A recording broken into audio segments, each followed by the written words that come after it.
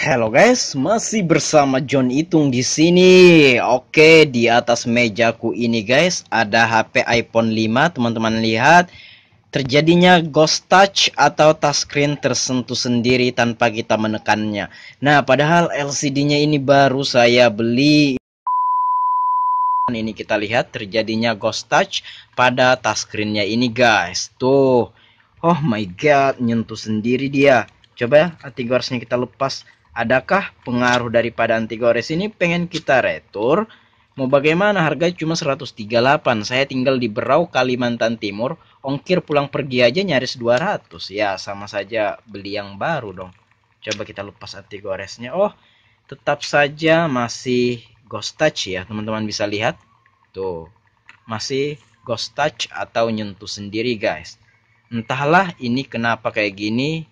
Padahal kita berharap barangnya bagus-bagus saja, tapi teman-teman bisa lihat. Tuh, nyentuh sendiri. Kenapa kayak gini, John?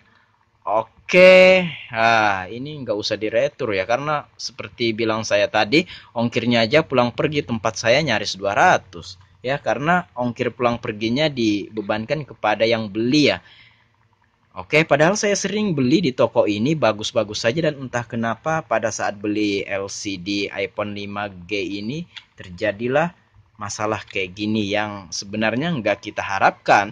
Tapi ya mau gimana lagi ya, namanya juga kita itu servis HP kan, kendala selalu akan ada. Jadi di sini di channel saya bukan enaknya saja yang saya sharing ya. Terkadang servis HP itu mengalami kendala-kendala kayak gini, cuma ya kita harus sabar. Nah, itulah kita ngasih harga kepada pelanggan itu. Kenapa sih bang, kata pelanggan, kan di tempat abang harganya mahal? Bukannya mahal, di sini yang kita perhitungkan adalah jika terjadinya hal kayak gini.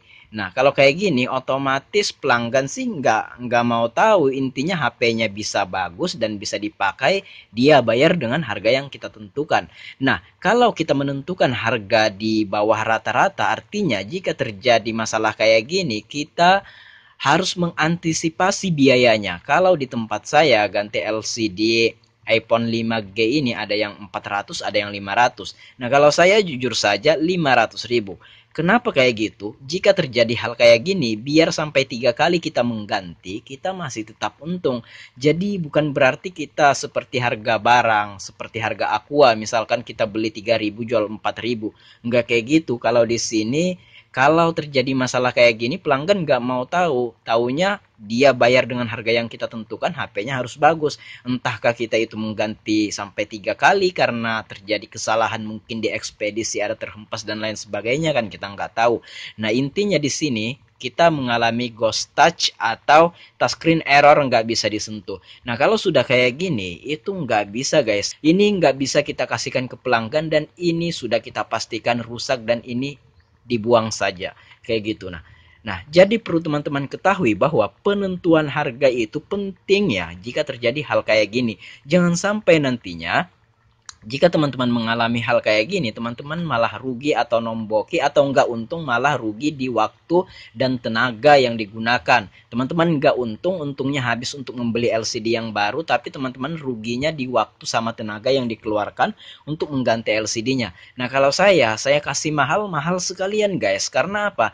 Jika terjadi hal kayak gini, kita masih ada menyisipkan keuntungan. Nah, jika di sini harganya katakan saja 150 lah sama ongkir, karena saya beli langsung banyak sama LCD lain kan. Nah, 150 modalnya. Nah, sementara saya minta 500, berarti untungnya 350. Nah, jikalau terjadi hal yang kayak gini ya, kita membeli LCD untuk kedua kalinya itu sangat untung sekali, masih sangat untung.